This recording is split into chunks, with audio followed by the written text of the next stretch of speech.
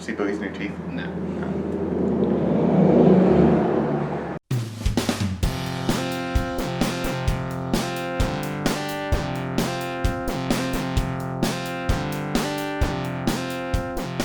Hello everybody, welcome to another rip-roaring, riding, rousing good time at Game Talks. My name's Keith. My name's Will. Well, actually, would you mind scooting toward me like an inch? Just an inch. Just an inch. Okay. I feel like you're a little bit off-center, but maybe that makes it worse. Leave a comment if Better? we do a bad job. I think so. Okay.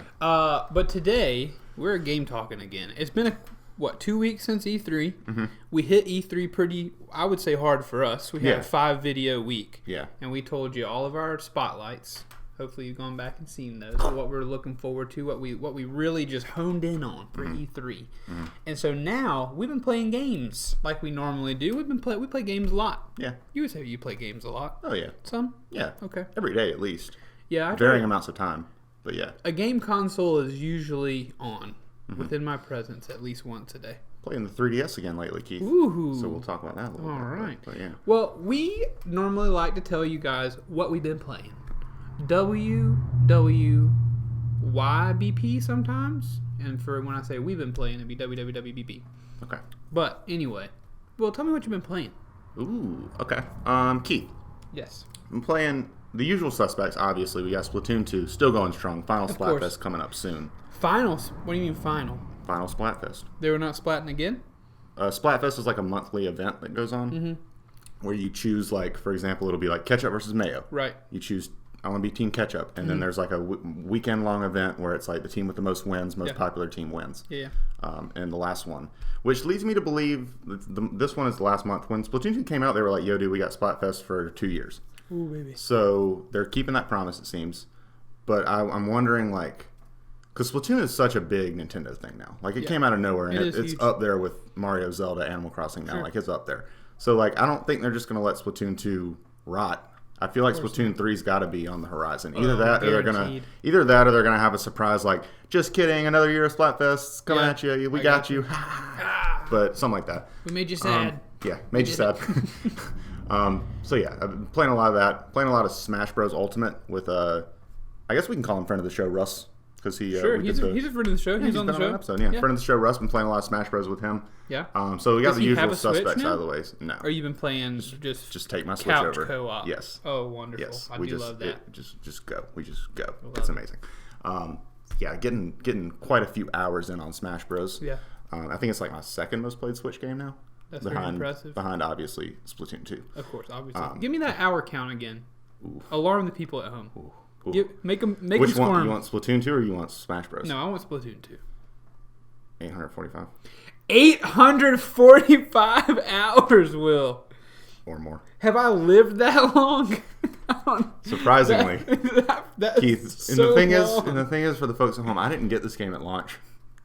That is so... I got this game about 6 months after it came out. Oh, my word. Yeah. Keith, I did the math at one point. I think it's over a month straight. I'm not saying there's anything bad about that. There is. That is alarming. Oh, there is. Okay. There are better things I could do with my time. I'm going to be honest. Okay. But Keith, that's just a testament to how good that game is. Yep. It's really hard. Thing. It's really hard for me to say that Breath of the Wild is not my favorite Switch game because, I mean, like, as a package it is. Of course. But it's hard for me to deny how Splatoon 2 is always there for me, Keith. That 845 hours does not allow you to say any other game is your favorite Switch game. Yeah, I'm inclined to agree with you. Smash Bros. This episode brought to you by Orange Vanilla Coke. Tastes like a sherbet. Go get it, folks. It's pretty good. So yeah, that and Smash Bros. Hour count is it's not closing in. Yeah, it's getting up there. It's sitting at about 230 right now, I think. Wow, that's very impressive. So, yeah. I hadn't broke 100. Ooh. We got our Switches right here, That's Keith. true. After we wrap this up, let's squeeze in another 40 to 50 hours real quick. Yeah, just get my numbers up. We'll get just my not rookie leave. numbers up. 4th of July plans. That's right. It is 4th of July. Happy Freedom Day to anybody in America. If you're not in America, cool. Have a good time over there. Yeah, enjoy it. Across the pond, because everything not America is across the pond. Mm-hmm. So Splatoon. So I basically just used up one of my slots on Splatoon 2 unintentionally. You did. That's okay. Let me just also throw in that I've been playing Final Fantasy IX. Okay. Have not properly talked about this on a Game Talk yet. Sure. Mentioned it. This is the first Final Fantasy game that I've really got into. Yeah. Played some of 15. Couldn't really get into it. played some of 6/3, depending on if you're in America or Japan. Okay. Yeah, that's beyond me. I don't understand. Played a little bit of that one. Everyone says that's the best. Couldn't quite get into it. Don't know why. But something about 9 really got me. It's the music. It's the art style. It's also that I played a lot of games in this like PS1 RPG style, but didn't know it was like PS1 style. Like Ni no Kuni. It reminds me a lot of Ni no Kuni 1. Just in that in between cities. Okay, yeah. In between cities, there's like an open area basically that you can explore between to get to new cities, and there's random encounters, and it's like a big overhead view kind of. You can move the camera around. It's very epic for a PlayStation 1 game. Okay. So yeah, just like having played games like that in the past and being able to look at like one of the OGs of that type of RPG and being like, oh, okay, I get it. Yeah. The story's really good. There's something really cool on the Switch version, which is that you can speed it up. So if I'm grinding, I can just turn on the speed fast button and just get a bunch of power levels in really fast. That every time I hear that, I get a negative emotion. Grinding. I don't know, Keith. There's something about just putting on a Black Mirror that I've seen 5 times already and just grinding on Final Fantasy IX. See, that just all of that that whole setup just makes me feel like, man, I'd rather go sit outside in the sun. Staring at a screen while watching a show about how terrible screens are. Yeah, love it. Take that, Netflix. So yeah, playing Final Fantasy IX. Like it. Haven't beaten it yet. I'm not gonna lie. I've been playing Splatoon more lately. Just gearing up for that final Splatfest, getting all my gear in order, preparing. Gotta get ready. But I would say I'm in the last third of the game because there's like 3 big continents, and I just reached the last one, and it's called the Lost Continent, and the music is very ominous. And you done found it. Yes. Impressive. I'm in a city called Oilivert right now. So if anyone out there has played Final Fantasy IX, tell me how close I am to the end. Yes. Have you seen the Easy Allies Hall of Greats where they talk about Final Fantasy IX? I have, but I can't remember. Okay. Well, Ben Moore's point, everything about what Ben Moore said, holds up. Spot on. I agree. Okay. I concur. Final Fantasy, not something that I've ever gotten into. I don't see myself ever being able to really get into it. Final Fantasy VII will be the only hope for me to get into anything Final Fantasy, and I'm worried that it's going to be too long and I'm not going to care about the story. Those stories, just to look at them, like to look at the characters and like that's obtuse. Everything about that I think is going to be over my head. Like I'm not going to get it. I'm not going to be invested in that, but we'll see. Final Fantasy IX is surprisingly relatable. Okay. Very human cast. Very like you're in a very strange setting. Yeah. But it still kind of feels like very grounded. Sure. There's very human emotions going on. Like I said, the characters are great. The music, I mean, I'm a sucker for like old school RPG music that can just put you in, especially like sleazy town music. This has got some good sleazy town music, man. Pokemon's got a lot of good sleazy town music. I love that genre. I love it. Like a big city where you can just see businessmen in back alleys shaking their hand. Like that kind of music, I love it. And I think it's Trino in Final Fantasy IX. Okay. That has that good music. We actually used it in a bonus bit a while ago, I believe. We have. I recognize that name. Yes. How about you, Keith? What you been playing? I have been playing many different games, actually. So I finished up my stream videos of Psychonauts. I talked about that in our E3 thing. I finished that up. It holds up. Everything but the last level was extremely fun. The last level, a little irritating, but very fun. Story, great. Very stylized. Psychonauts. If you haven't played it, I want you to go try it. It's a good time. I also finished Days Gone. I streamed half of it. Then it got to a point where it's a little long as far as a zombie game like that goes. But I think it got a bad rap. I will say that the reviews, I just think they weren't as good as they should have been.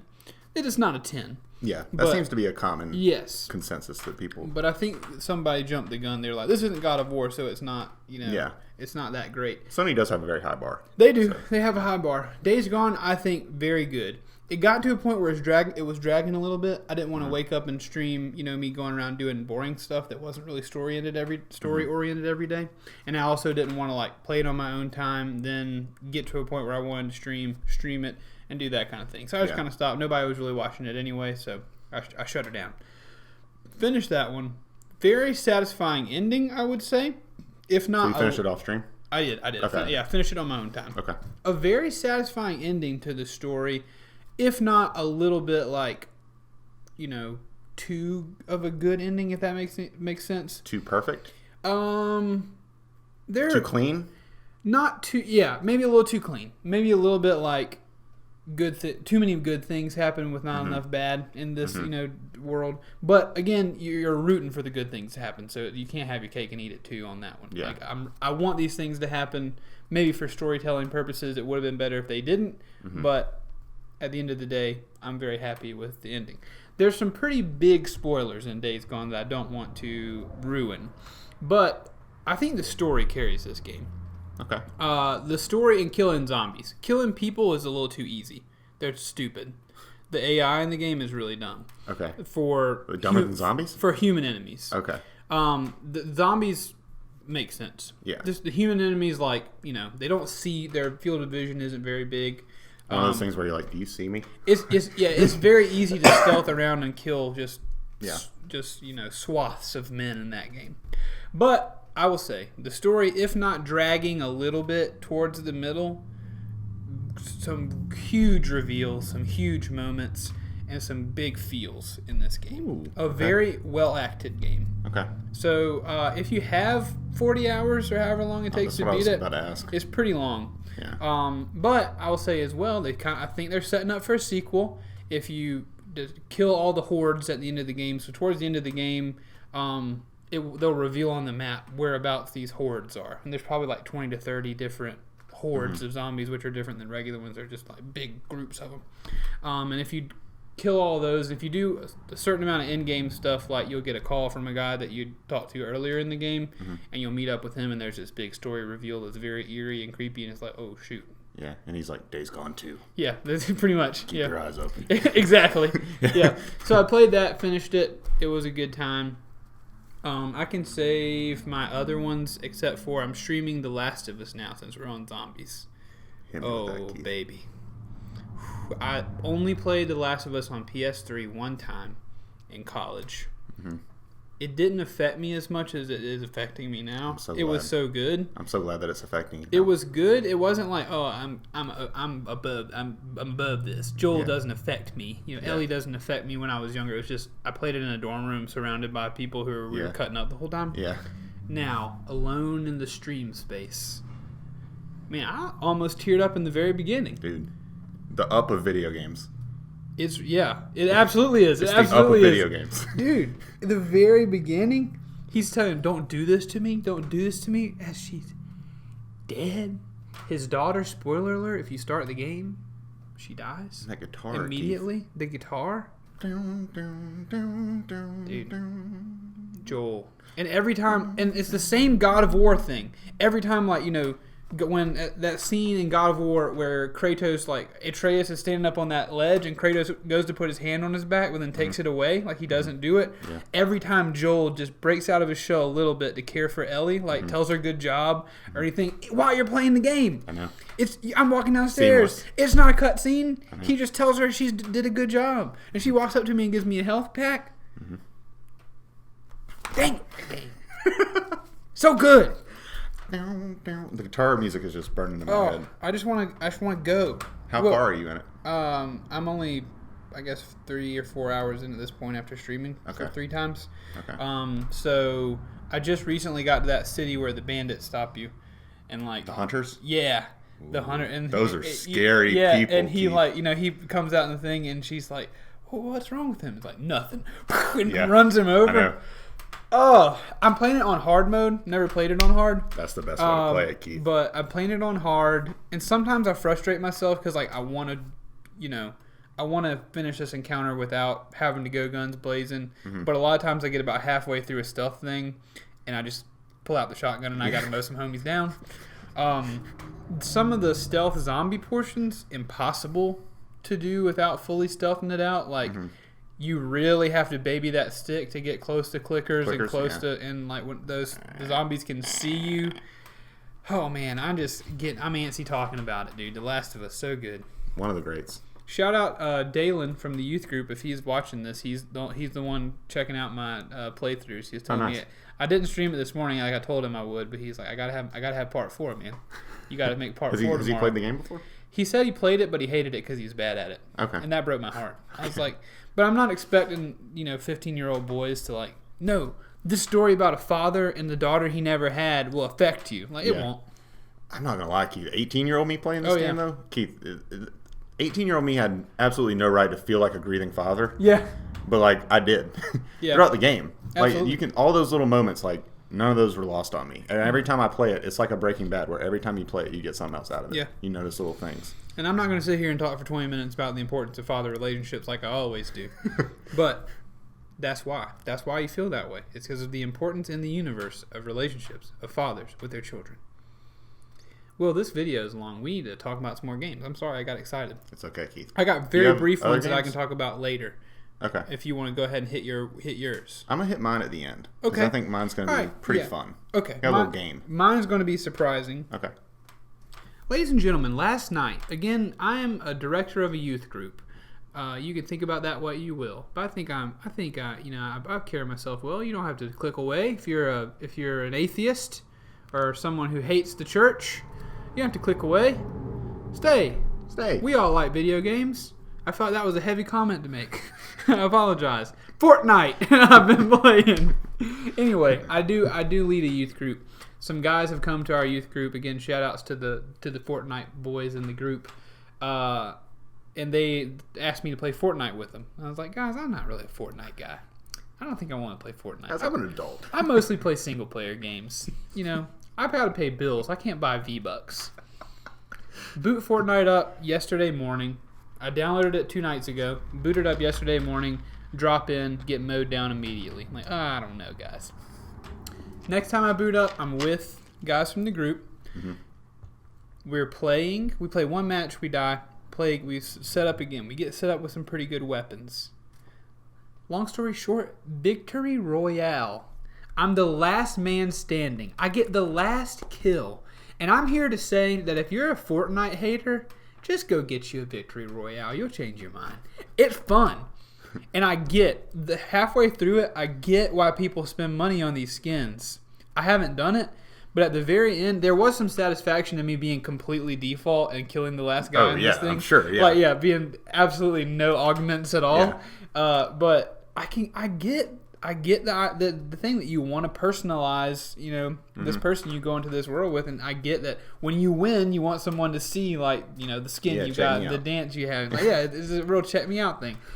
So I don't intend to buy any. I don't know how you get any without buying stuff. Probably you can't.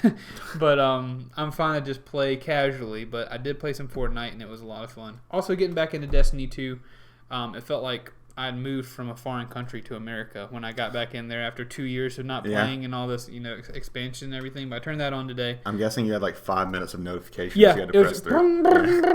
The cutscene. Oh, cutscenes. Yeah, all kind of crazy stuff. Oh, man. I have no idea what I'm doing. If you're out there and you play Destiny 2, you can lead me through it. I got to level up like 30 more times to get to level 30 or 50 with everybody else. I think what I bought with the expansions actually allows me to level straight to 30 with a new character, but we'll see. Whoa. But, I've extended this video way too long. I'm sorry. Okay. Talk about your games. I can wrap it up, Keith. Tell us. So I've been doing this thing, Keith, where I've been, mostly just because I can't wait for Pokemon Sword and Shield, I've been trying to run through every mainline Pokemon game. Just in my spare time. Just while I'm watching. Because, you know, these are games that I don't have I'm not playing Splatoon. Yeah, while I'm not playing Splatoon. Just like, it's one of those games where I've played them so many times, Keith, that I can play them with about 10% of my brain. Wow. But still have a great time. Okay. Okay. It's like second nature to me. Sure. I don't really know. But just like whenever I'm watching something, I've been playing through Pokemon. The one that I played through the most recently, that really stood out to me as like surprising me with how much I loved it. Sure. Because I've never considered it to be one of my like top 2, top 3. Yeah. Pokemon Platinum. For some reason, never even heard of that. It was the third game to Diamond and Pearl.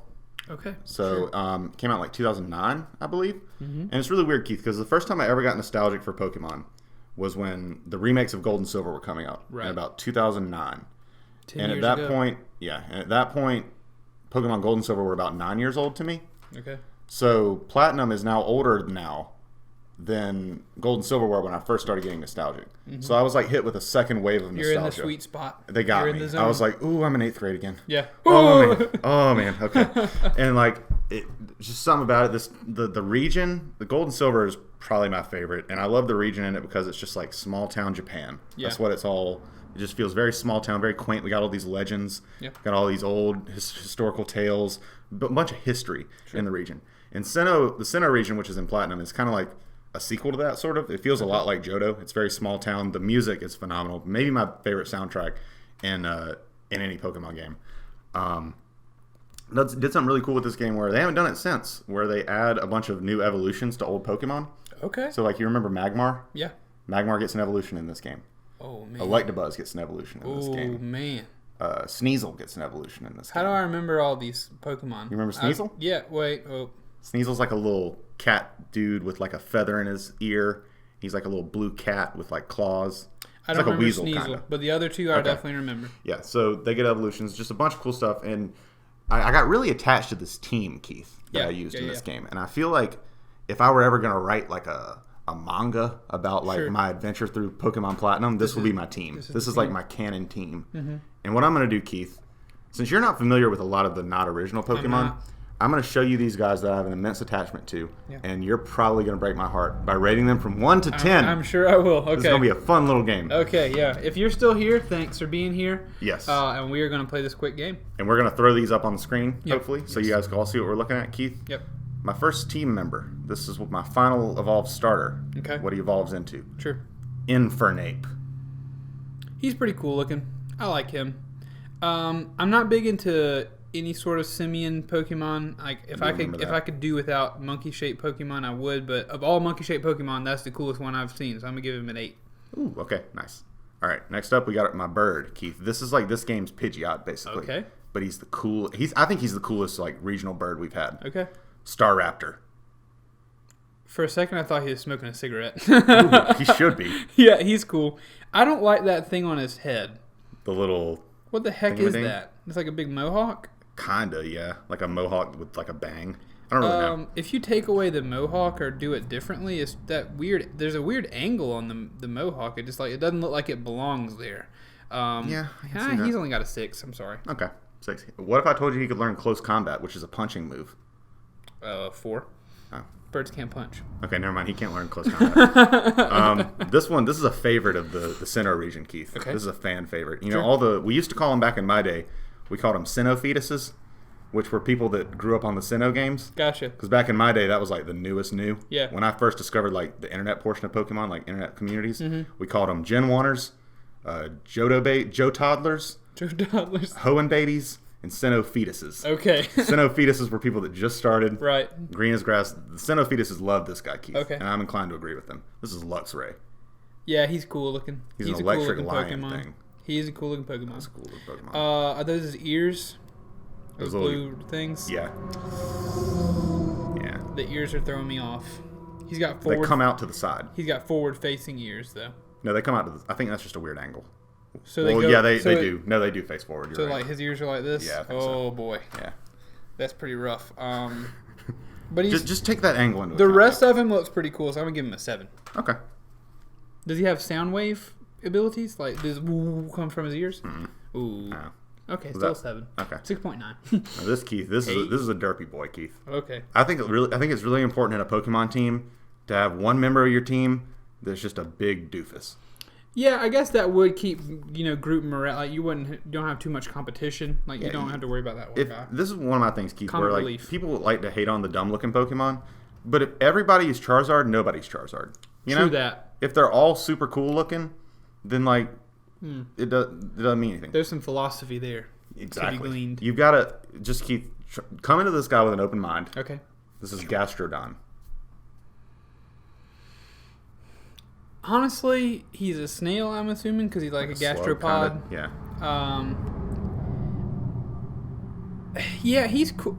With a name like Gastrodon, I think he should be cooler. How large is that Pokemon in life? Like 5 feet tall? I want to say like 3 to 4 feet. 3 to 4 feet tall? He's probably about like EA big. That's pretty cool. He's kind of like a snail dog. Yeah. Honestly, might be my favorite one you've shown me. Okay.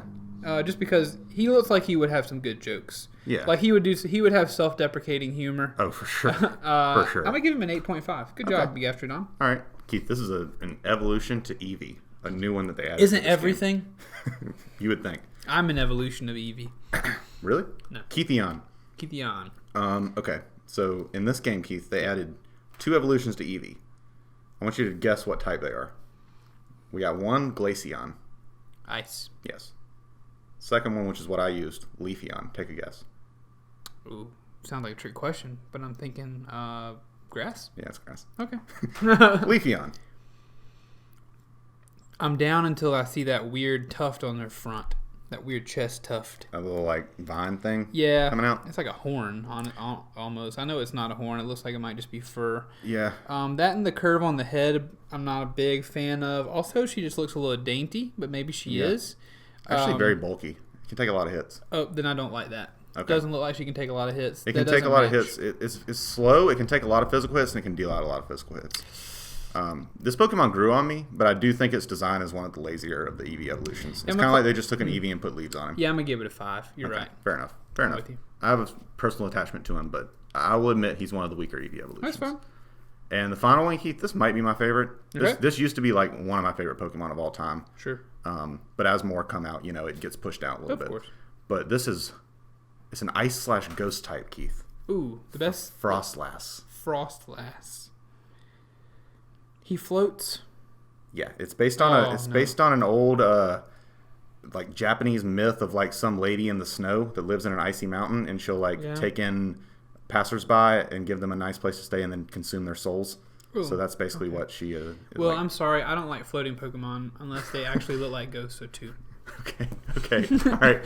Fair enough. We started out strong. My boy Gastrodon, who I thought was going to get the 2, he got an 8.5. So your favorite one got the 2. Yeah. So that was fun, Keith. And once I finish up all the rest of my teams, we're going to have to make a game talk that's just you rating all my teams. Yeah, we'll do a full video. Yeah. Thank you so much for watching this far. I'm sorry I'd really rambled, I think, there in my games, but I've been very excited about playing games, not even on camera, just playing them. Yeah. I've been very excited about that recently, so thanks for letting me talk about it, Will. I enjoyed your games. Keep it up with Splatoon. Don't let me offend you.